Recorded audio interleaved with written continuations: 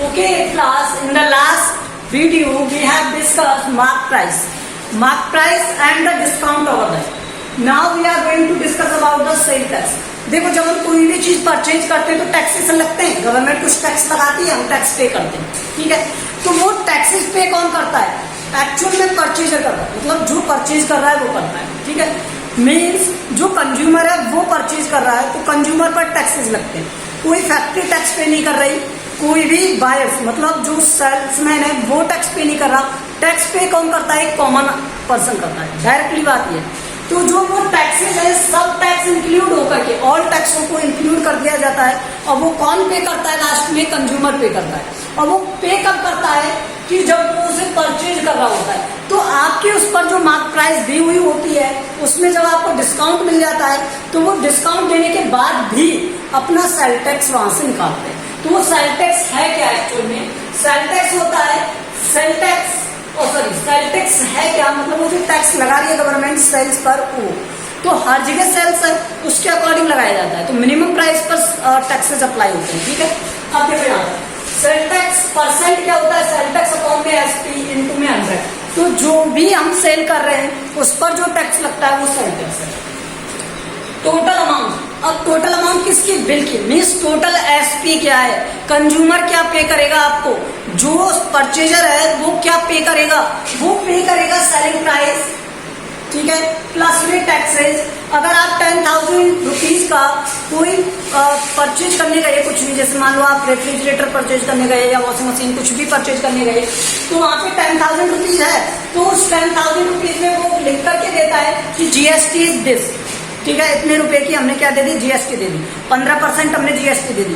तो 10,000 का 15% जीएसटी में जाएगा। अब वो जीएसटी में 15% पे कौन कर रहा है? हम पे कर रहे हैं, ठीक है। तो यही क्या है? उसका टैक्सेस है। सेलिंग प्राइस पर सेल टैक्स जो लगते हैं वो। अब देखो इससे रिगार्डिंग क्वेश्चंस क्या होते हैं।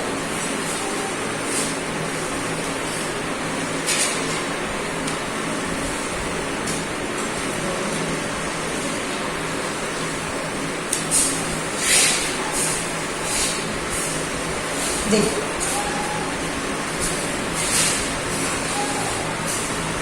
एग्जाम्पल बताते हैं। Cost of A fan is 500, ठीक है। And the sale tax charge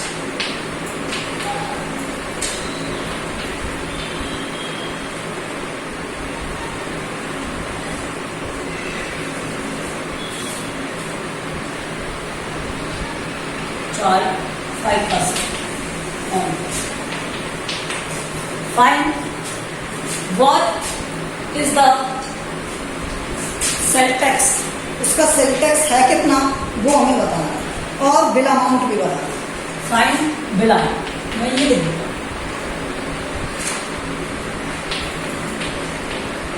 ठीक है। अगर आपको बिल अमाउंट पे करना पड़े तो बिल अमाउंट कितना पे करोगे? देखो यहाँ कॉस्ट दिया हुआ था आपको, तो सेलिंग प्राइस क्या है जिसको उसे बेचना है? 500। लेकिन ये तो वो है जो इसको वो परचेज करके लेके आया, ठीक है। अब उसके बाद उसने टैक्स भी पे करने, तो टैक्स कौन पे करेगा? कंज्यूमर पे करेगा। 500 में तो नहीं लेगा उसे, तो उसे टैक्स लेगा। तो टैक्स परसेंट क्या दिया हुआ है? 5, ठीक है। अब हमें क्या चाहिए? Sale tax. पहले तो अमाउंट में चाहिए सेल टैक्स। अमाउंट में कैसे फाइंड करोगे? सेल टैक्स जो दिया हुआ है परसेंट में अपॉन में एसपी और इनटू में 100। मीन्स 500 रुपीज पर कितना उसने टैक्स दे दिया? तो देखो 5 दिया था, अपॉन में 500 रुपीज पे दे रहा है।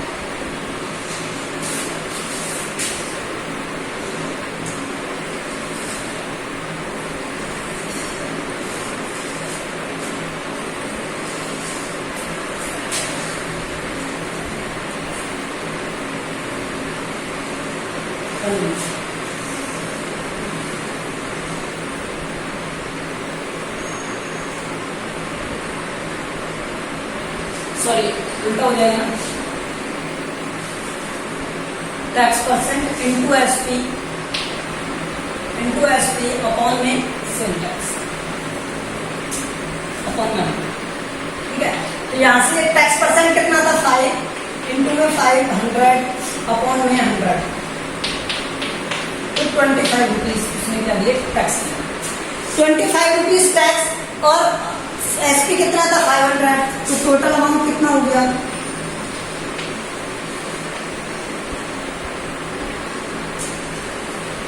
टोटल अमाउंट कितना हो जाएगा SP plus tax,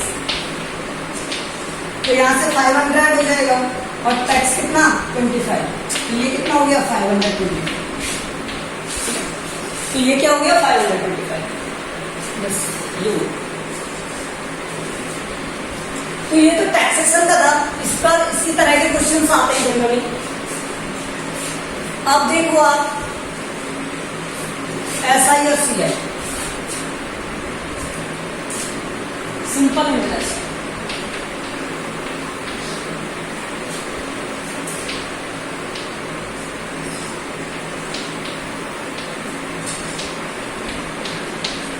simple interest SI short में कहते हैं इसे, और इसका फॉर्मूला होता है P into R into T upon में 100। अब यहाँ पे P क्या है प्रिंसिपल, ठीक है, P क्या है प्रिंसिपल अमाउंट है, मतलब प्रिंसिपल है, ठीक है।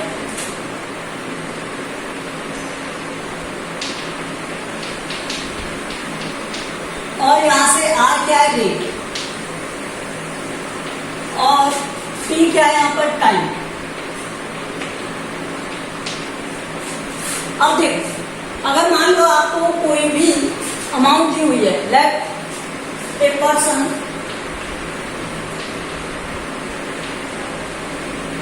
बोरो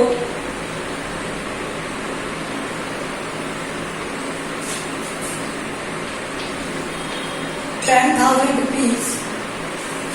from a person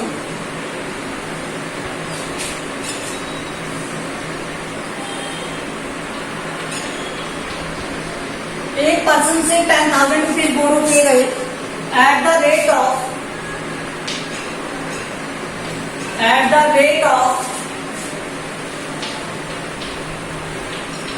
5% for 3 year. उसने कहा भाई हम 3 ईयर में आपको रिटर्न कर देंगे, और आप बताइए हमें कि कितना अमाउंट को रिटर्न करेगा। What amount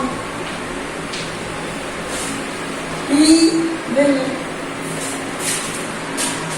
pay after 3 years। तो 3 ईयर के बाद में वो क्या अमाउंट पे करेगा ये हमें बताना है। अब देखो हमें क्या गिवन था,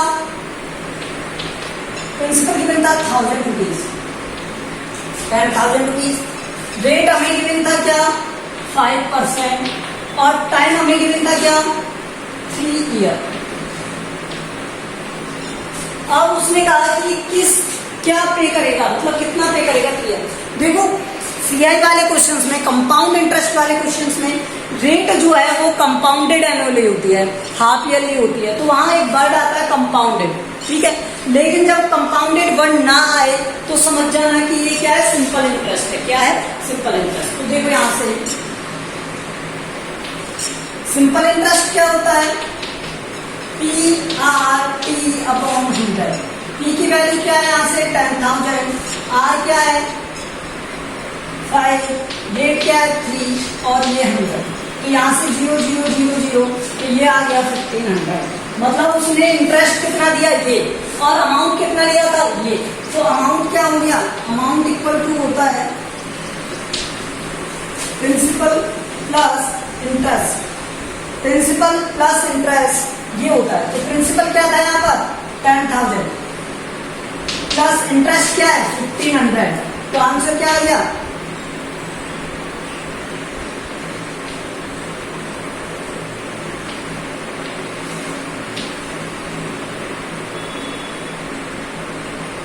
ये आ गया 11,500 रुपीज। तो वो 5 और 3 ईयर आफ्टर कितने रिटर्न करेगा 11,500 रिटर्न करेगा। ओके, ये कुछ समझ में आया। देखिए इसी तरह से अब यहाँ पे कुछ क्वेश्चंस चेंज भी करता रहता है, ठीक है। इनमें जैसे उसने दे दिया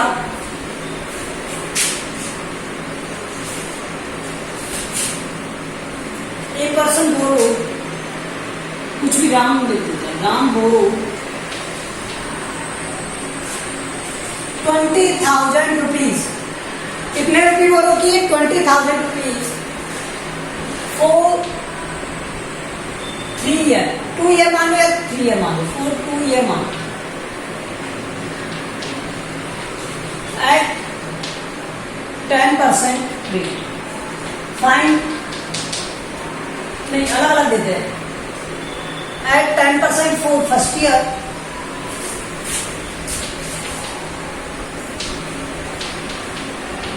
एंड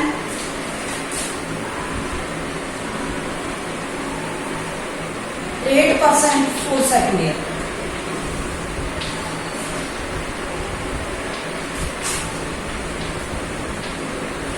फर्स्ट ईयर में देगा 10%, सेकेंड ईयर में देगा 8%। अब आप मुझे बताओ what amount he will pay।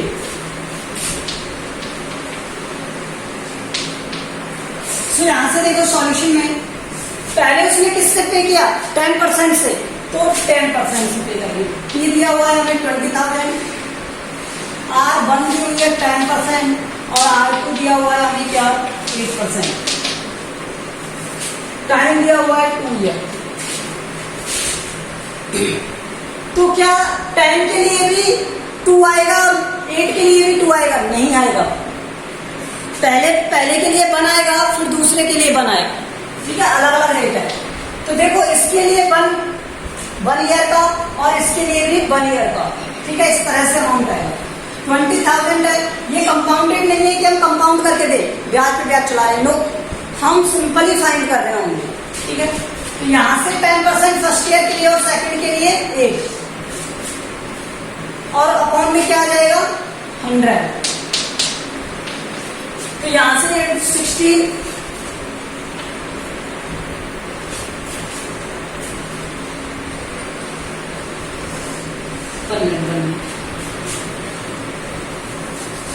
देखो प्लस 20 इंटू ये कर लो, ज्यादा बेटर रहेगा, 8 इंटू 1, ठीक है।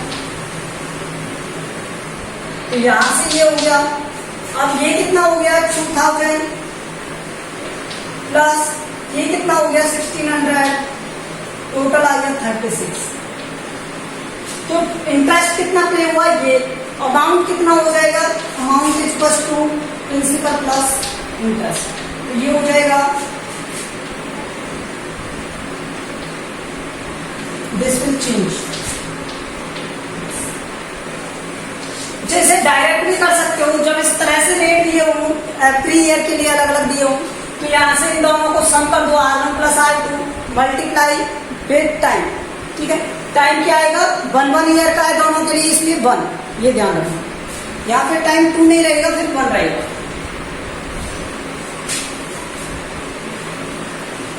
तो ये कुछ बेसिक्स थे एसआई से रिलेटेड, सिंपल इंटरेस्ट से रिलेटेड। अब देखो कंपाउंड इंटरेस्ट।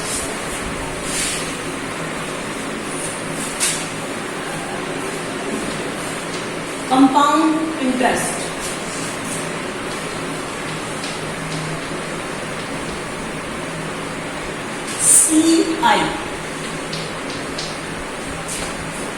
CI होता क्या है? एक्चुअली जो अमाउंट होता है, जो आपको अमाउंट आता है, वो इस फॉर्मूले से आता है, 1T into 1 plus R/100 into 2 the power n। और ये एक्चुअली क्या आता है? अमाउंट आता है, नेट CI, ठीक है। और यहाँ से n कह सकते हो या T कह सकते हो, जो भी आपको कहना है, ठीक है। यहाँ से अगर हमें CI चाहिए, कंपाउंड इंटरेस्ट चाहिए, तो वो क्या होगा? अमाउंट माइनस ये। तो यहां से एग्जांपल देखो, राम बोरो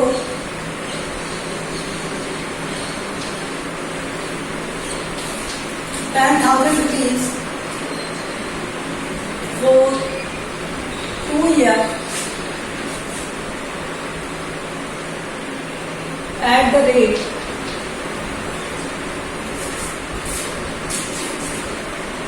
%5 compounded annually.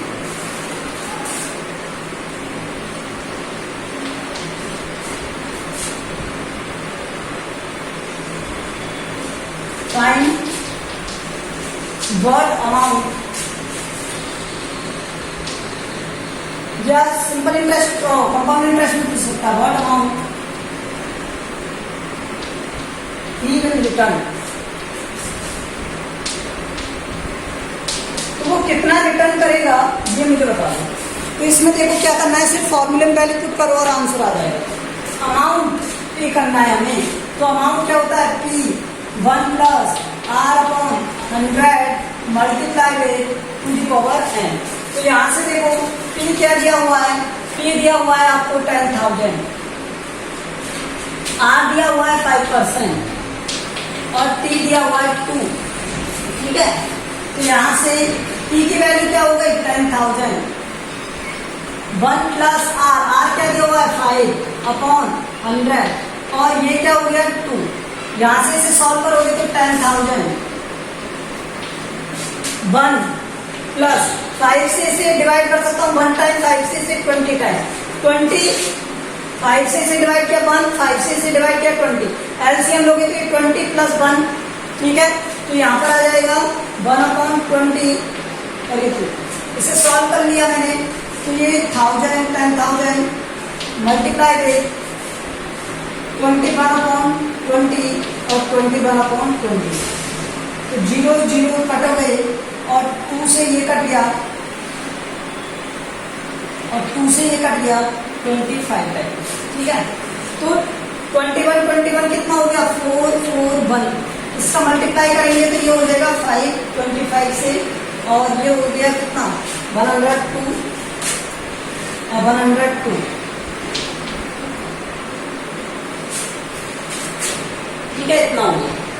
अब ये क्या था टोटल अमाउंट जो हमें पे करना है, लेकिन अगर सिर्फ CI पूछे तो CI क्या होगा A माइनस P, तो यहाँ से A क्या था 11225 माइनस P क्या हो गया 10,000 और आंसर क्या आ गया 1225। अगर उसने कहा कि इसमें सिंपल इंटरेस्ट फाइंड करो, सिंपल इंटरेस्ट फाइंड करो इसके लिए, तो ऐसा ही क्या हो जाएगा यहाँ से ऐसा इक्वल टू PRT अपॉन 100। तो यहाँ से कितना हो जाएगा P की वैल्यू 10,000, R की वैल्यू क्या हो जाएगी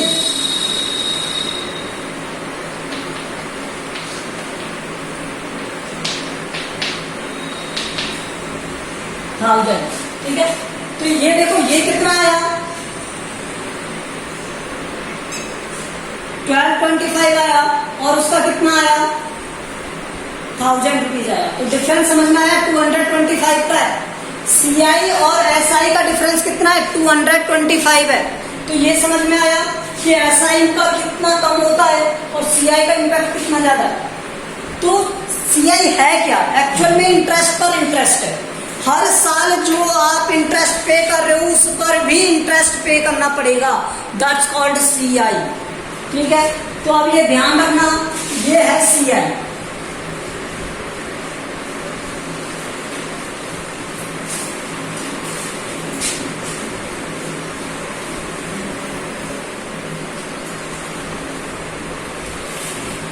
ठीक है, तो ये समझ में आया आपको SI और CI का कॉन्सेप्ट और ये सेल टैक्स। तो इस तरह के क्वेश्चन जनरली इसमें बनते हैं। और कुछ देखता हूँ अगर कुछ रह गया है तो इसमें जो आपको बताना हूँ।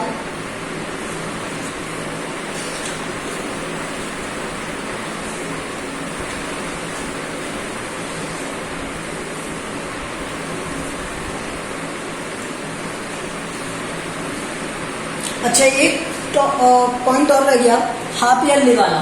ठीक है, मैं हाफ ईयरली के लिए बता देता हूँ। अगर CI को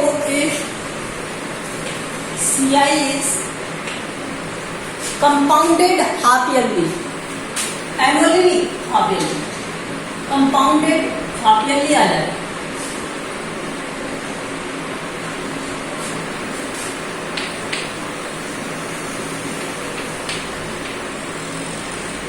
तब क्या करते हैं, मतलब अब हम जो इंटरेस्ट लेंगे वो एनुअल पर जाकर नहीं लेंगे, उसे 6 मंथ आफ्टर ले लेंगे।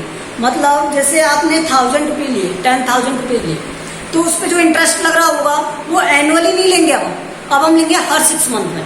और अगर वो 6 मंथ में हमें इंटरेस्ट नहीं देगा 6th वाले मंथ में, तो हम क्या करेंगे, उस पर फिर से इंटरेस्ट लगा देंगे, इंटरेस्ट पर इंटरेस्ट लगा देंगे। तो ये होता है उसका हाफ ईयरली कॉन्सेप्ट। तो जो टाइम होता है, टाइम उसे बना देते हैं double, that is multiply with 2, ठीक है। और जो रेट होती है उसे कर देते हैं हाफ, रेट को क्या कर देते हैं, हाफ।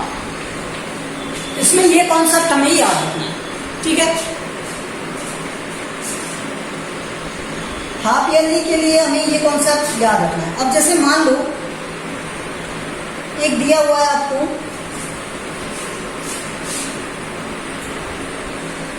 राम बोरो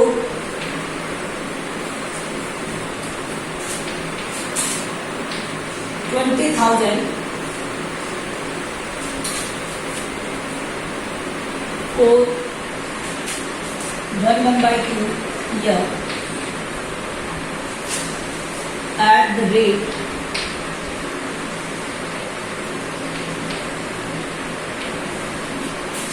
10%। अब एनुअली नहीं आएगा, कंपाउंडेड हाफ ईयरली।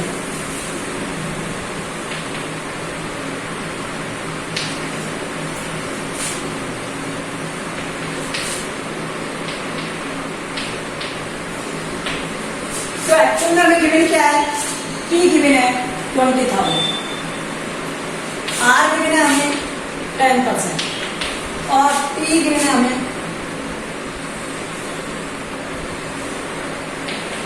1/2 ये गिवन है। तो यहाँ पर ये एक्चुअल है क्या, नहीं, हमें तो हाफ ईयरली के लिए चाहिए। हाफ ईयरली प्रोसेस से क्या लेंगे हम, रेट, ठीक है। जो इंटरेस्ट है वो हाफ ईयरली कंपाउंडेड है। तो यहाँ से ये हाफ चेंज हो जाएगा, 2 into में क्या होता है, सॉरी हाफ को डिवाइड करते हैं 2 से, तो यहाँ से 2 से डिवाइड करोगे तो ये 5% आएगा और टाइम को 2 से मल्टीप्लाई।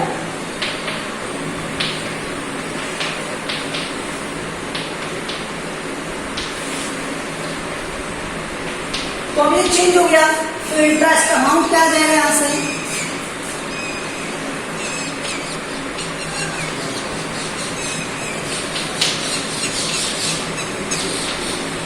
E की वैल्यू क्या है 20,000, 1 + R की वैल्यू क्या है यहाँ पर 5, और यहाँ से टाइम क्या दिया हुआ है 3। देखो ये क्या हो गया 21,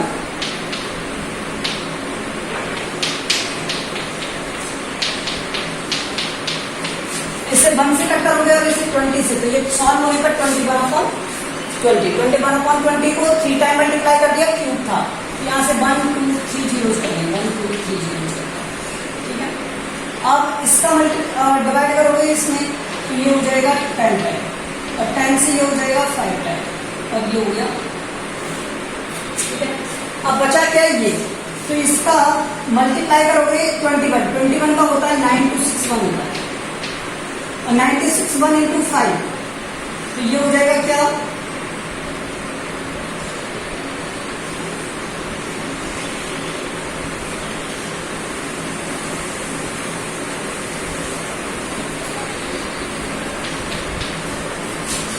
$23, और ये हो जाएगा 1 5, ठीक है, और उसके बाद 2.5। तो यहाँ से CI फाइंड कर सकते हो आप, CI क्या हो जाएगा, ये -2, तो यहाँ से 23,152.5 माइनस 20,000, तो आंसर क्या आएगा 0.5, यहाँ से आ गया 2,513। Okay, so this is half yearly concept. तो ये आपके कॉन्सेप्ट थे कि रेट जब हाफ ईयरली हो तब किस तरह से करते हैं और एनुअली हो तब किस तरह से। तो in the next video we will start exercise, हम स्टार्ट करेंगे एक्सरसाइज। ओके, एक्सरसाइज 8.1 स्टार्ट करेंगे, सॉल्व करेंगे।